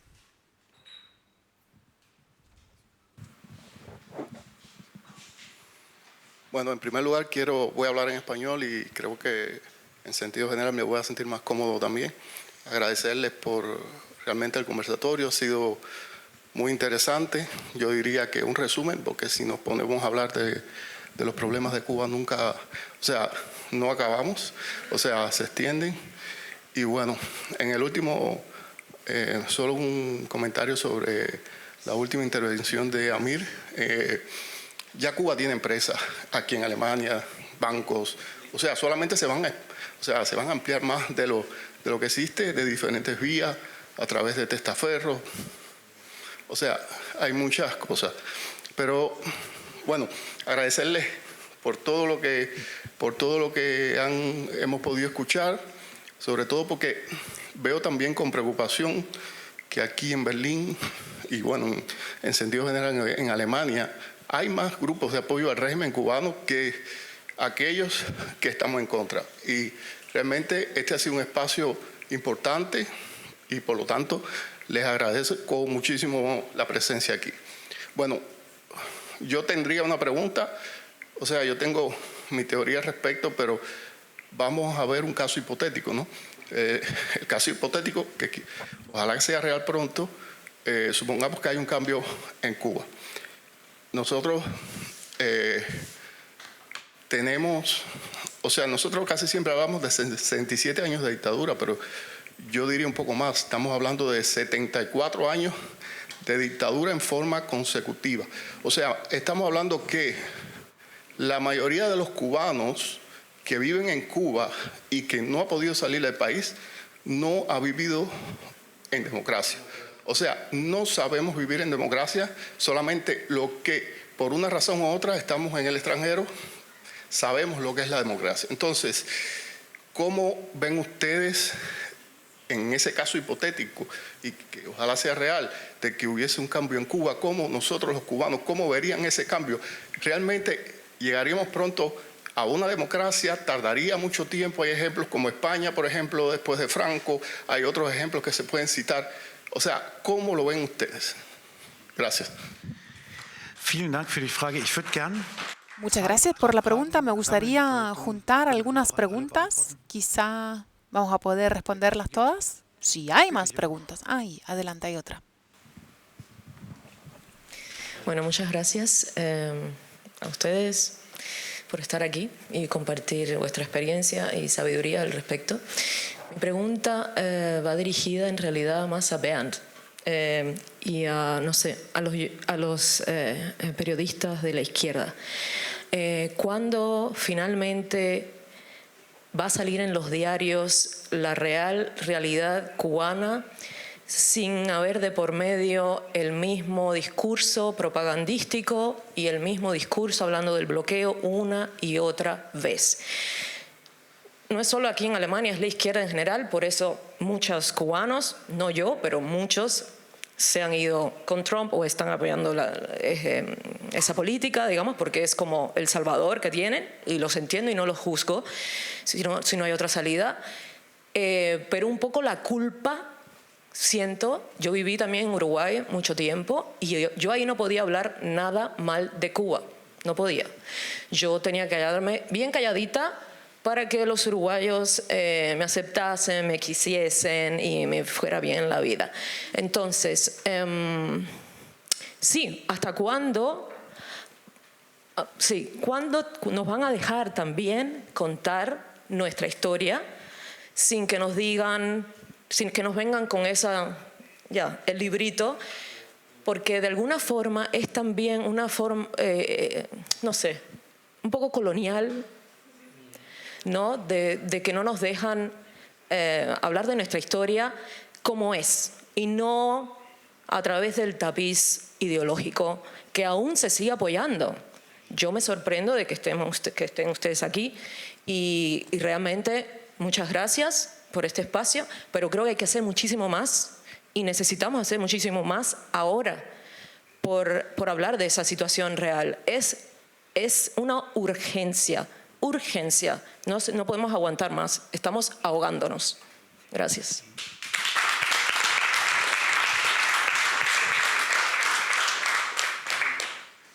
Gibt's dort?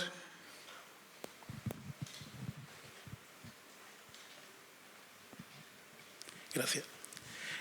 Buenas noches, mi nombre es Michael y mi pregunta va para Amir, bueno, nos conocemos a Amir y él dice que Estados Unidos, él piensa que está perdiendo el tiempo, que está tonto, pero que yo tengo mi teoría, uso la misma palabra que el otro amigo, tengo mi teoría. Amir sabe también por qué, por un libro que he hecho, que llevo más de 10 años trabajando en él, y desgraciadamente todas las evidencias demuestran que Estados Unidos y las otras potencias del mundo han estado detrás de lo que ha pasado en Cuba. Que Cuba ha sido un experimento de las potencias del mundo, suena a conspiración, pero desgraciadamente es muy real y Fidel lo sabía, de hecho por eso murió tranquilo en una cama sin ser juzgado por nadie. Fidel, sabemos, nunca fue ni de derecha ni de izquierda.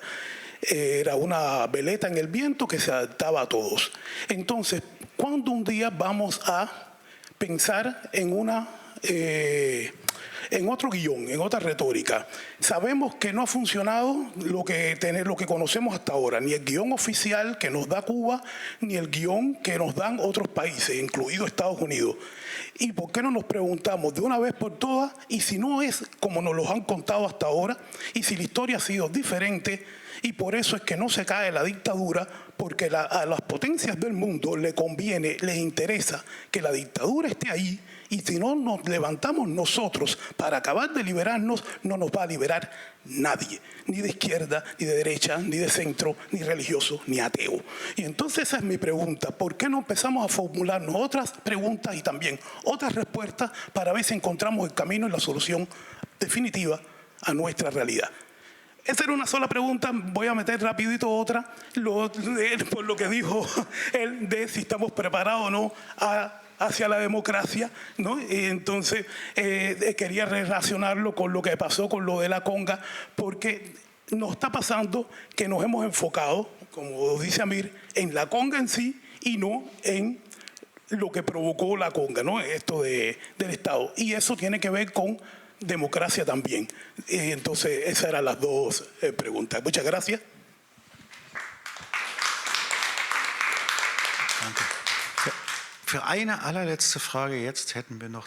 Una última pregunta podemos permitir, si es breve, pero si no la hubiera, seguimos con las respuestas. Empezaría con la pregunta que se me ha hecho a mí, si me permiten, y les paso las demás preguntas. Yo creo que se pueden poner en conjunto porque es todo el mismo conjunto de temas. Aquí tenemos una última pregunta.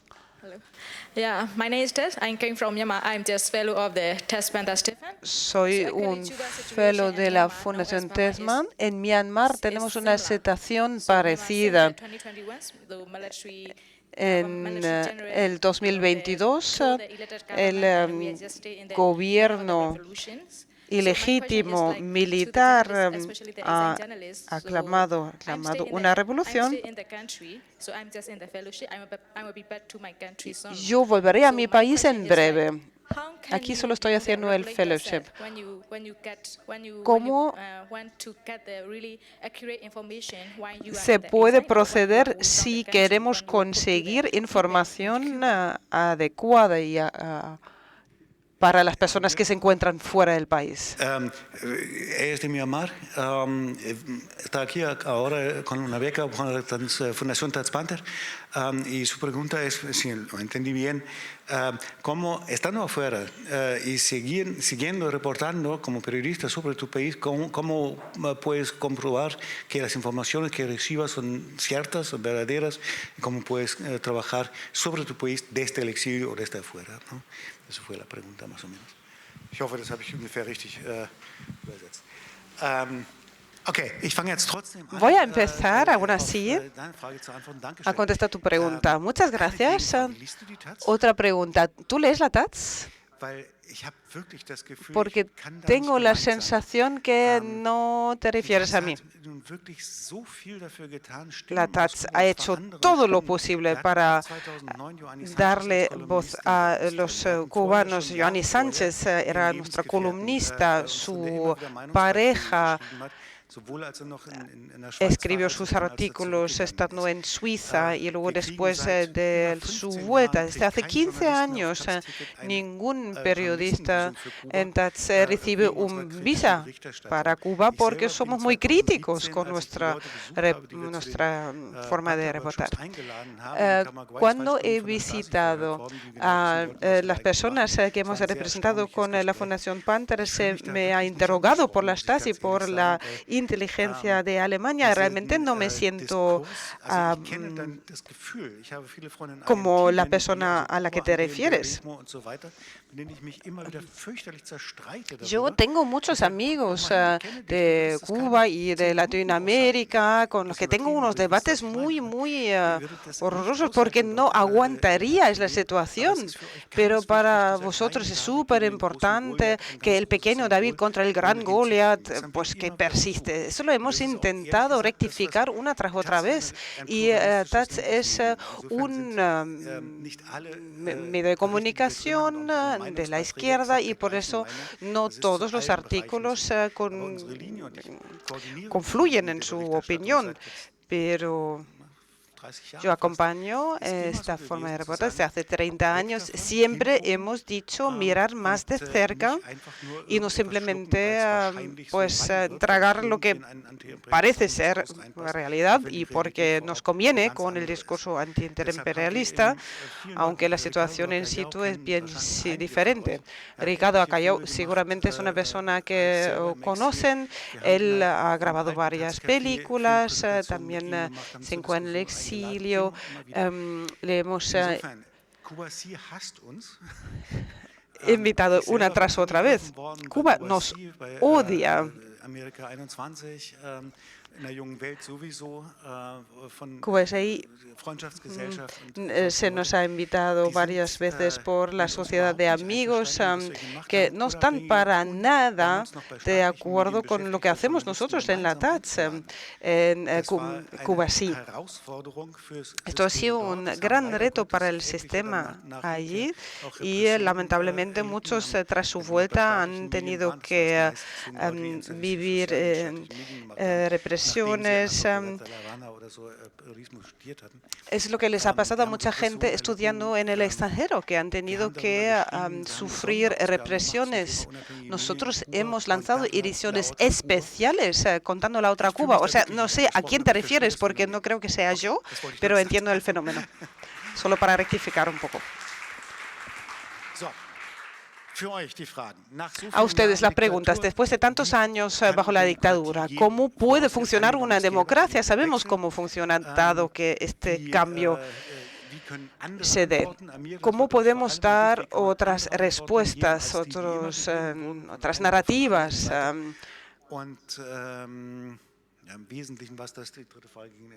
Y la tercera pregunta más o menos era la misma. ¿Quién quiere? Mauricio, Amir, Cintia, y porque me gustaría que tú termines la ronda. Bueno, a ver, Con respecto a si funcionaría una democracia en Cuba, yo soy alguien totalmente... se me va la palabra ahora, pero no tengo esperanza. A mí me hicieron esa misma pregunta hace una ONG con la que trabajo. Me dijo, ¿te irías a ir a vivir para Cuba? Y yo les dije, no. ¿Sabes? Ya yo estoy acostumbrado a la vida en otra democracia que no es perfecta, pero por lo menos me funciona a mí. Yo creo que lo que yo he hablado ahorita del daño antropológico dentro de la isla ha hecho, disculpen si estoy subestimando un poco al cubano que vive dentro de la isla, pero es mi percepción, ha hecho que las personas que aún quedan ahí, incluso los que emigran en los primeros años, yo creo que nos ha pasado a todos, lleguemos a la civilización de forma salvaje. Yo creo que pasaría muchos años, quizás yo no lo vea, no tengo, o sea, soy más joven aquí y no creo que yo lo vea. Entonces no me arriesgo a apostar mi vida por algo que no sé si voy a ver o no. Son muchos años de adoctrinamiento, ¿sabes? No tengo una esperanza así. Sé que para mí va a ser un capitalismo tercermundista a lo bananero y no sé, no creo que vaya a pasar como en Alemania, que hubo un cambio relativamente rápido. Entonces, eso es incierto, puede ser, puede que sí, puede que no. Vamos a ver.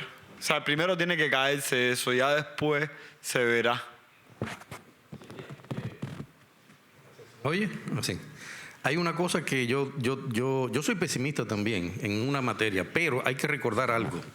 La democracia no son las personas, son las instituciones. Entonces, nosotros somos los que tenemos que estar conscientes de que si queremos que Cuba regrese a la democracia, nuestros políticos del futuro tienen que luchar porque las instituciones ejerzan sus poderes de modo tan independiente que se permita no volver al caudillismo ese que nos ahoga a nosotros por siglos. Nos ha ahogado ese caudillismo y que lamentablemente, debo decirlo, lo estoy viendo en algunos grupos de la oposición y en algunos comportamientos de la oposición actual. Hay que recordar eso, señores. Cuba tiene una capacidad. ¿Por qué? Porque la Cuba de antes de 1959 era una Cuba imperfecta, pero era una Cuba democrática. Era una democracia totalmente imperfecta, pero funcionaba. Y eso se cortó en 1959. Se había cortado un poquito antes, como tú bien dices, con la dictadura de Batista en algunas esferas, no en todas. Los poderes son los que definen una democracia en cualquier sociedad. Y eso es lo que me devuelve a mí un poquito, yo estoy como tú en ese sentido, pero me devuelve un poquito la esperanza.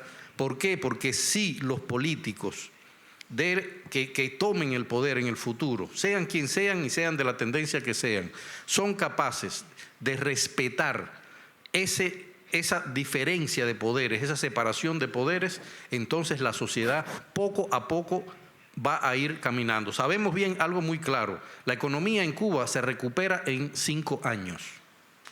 Lo digo sin ningún tipo de problemas.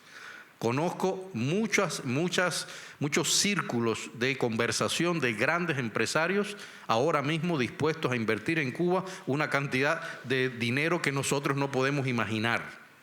Y la parte económica, lo sabemos, se resuelve muy rápido. Pero ese daño antropológico es el que demora mucho tiempo. Ahora, el daño antropológico, la única forma de eliminarlo o de frenarlo es que las instituciones, los poderes del Estado funcionen independientemente.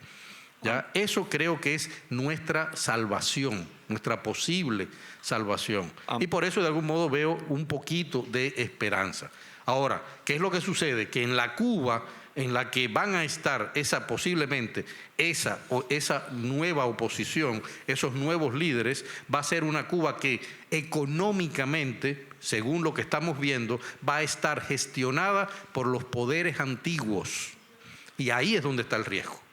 Amir, disculpa que interrumpa un segundo y no me voy a extender mucho, pero a mí el primer miedo que me entra es de lo que tú mismo hablabas, de la misma oposición cubana, que yo, ¿sabes? Si esto lo están transmitiendo en vivo, sí, lo estoy diciendo yo, y digo que la oposición cubana es totalmente fracasada, ¿sabes? Una oposición donde todos...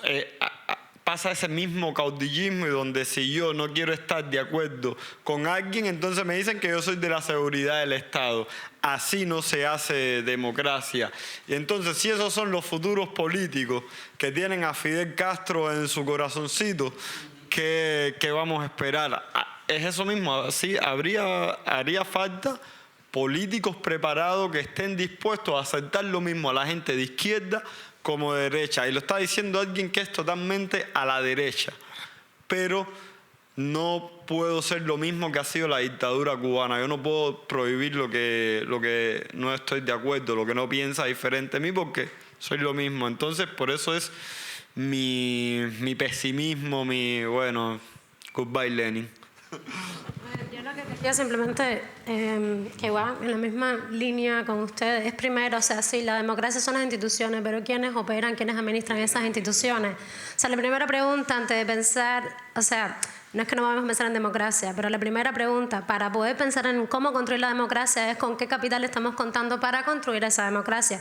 Dentro del aparato estatal, en la oposición, porque me llamó mucho la atención, hace un par de días estaba leyendo en la prensa estatal, el periódico de Girón de Matanzas, que había una crítica porque los propios funcionarios a los que toda la vida le han dicho que la propiedad es estatal, es socialista de todo el pueblo, ahora a esos funcionarios le están diciendo que esos activos de esas empresas estatales se van a vender a privados. Y simplemente esos funcionarios no pueden hacer el cambio de chip de un día para otro. O sea, eso toma tiempo y eso es solamente un ejemplo, uno solo, de todo lo que puede, o sea, de todo lo que va a costar hacer esos cambios de chip en la gente dentro del aparato estatal y en la oposición. Con la oposición una de las cosas que pasa es que se une, o sea, lo que une a la oposición cubana es el enemigo común. Ya. Más nada. Ya.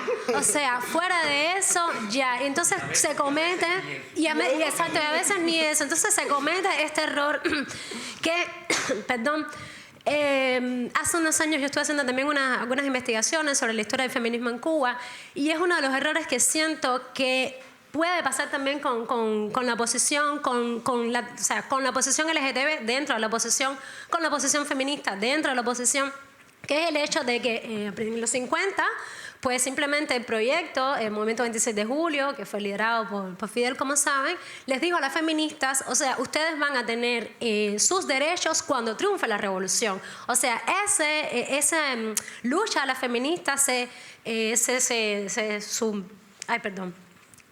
puso en función del proyecto socialista revolucionario y siento que es lo que no puede pasar ahora con la oposición y es lo que digo constantemente. Sí, vamos a luchar también por la democracia en Cuba, primero porque caiga la dictadura para construir una democracia, pero tienen que ir todas estas oposiciones de la mano, como también tiene que ir el cambio de chip en los funcionarios, en el aparato estatal, en las personas, los tontos útiles, como dices, que todavía sostienen ese sistema. Por tanto, creo que lo primero es eso, ver cuál es el capital con el que contamos para construir la democracia dentro de Cuba, fuera de Cuba, en la oposición, en el aparato estatal. Y para responder la pregunta de la chica, la de periodismo, mira, yo les estaba comentando antes de empezar el panel que nosotros hemos tenido que, como de alguna forma, adaptarnos nuestros skills, nuestras habilidades a cómo hacer periodismo desde el exilio. Ya nosotros no podemos hacer periodismo de terreno, o sea, no es posible. No es posible obtener información de segunda o tercera mano, independientemente de que es difícil de verificar. Es difícil porque estás poniendo en riesgo a otra persona. Entonces, ¿qué hemos hecho? ¿Cómo se está convirtiendo, cómo está reconfigurándose la prensa cubana, sobre todo la investigación? Estamos trabajando mucho con reportería documental. ¿sabes? Todo lo que tiene que ver con documentos, con información pública, informes que hay, todo lo que se puede recabar. Con eso es lo que estamos trabajando sobre todo. Y entonces es un periodismo que sí está escaso de estas historias de a pie del cubano, pero que las están contando estos influencers de los que estaba comentando anteriormente.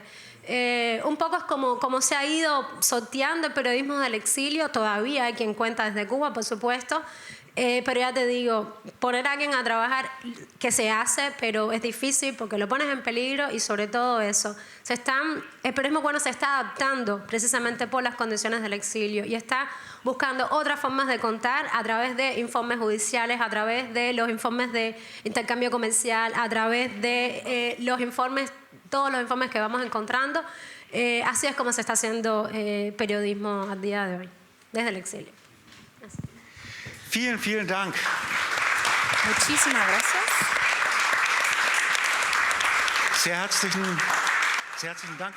Muchísimas gracias a los tres por haber compartido sus pensamientos en esta situación tan especial. Nosotros como TATS vamos a seguir la temática tal como lo hace todo el mundo. Ustedes se dan cuenta que es un debate muy apasionado. Podríamos seguir hablando y hablando. Yo veo que esa pasión la comparten también ustedes que están en la sala, porque desde hace años están trabajando o interesándose por la situación en Cuba y el futuro de Cuba. Doy también las gracias a Gemma y Ole de la Fundación que lo han hecho posible, también a Peter por la técnica y también a las intérpretes que han hecho un trabajo maravilloso durante 2 años. Las intérpretes también dan las gracias. Bien, que todos regresen muy bien a sus casas. Lamentablemente la barra se ha tenido que cerrar porque no tuvimos personal, por lo tanto no podemos tomar o compartir una cerveza, al menos no lo podemos hacer acá, pero sí podemos hablar un poquito y aprovechen la tarde. Muchas gracias.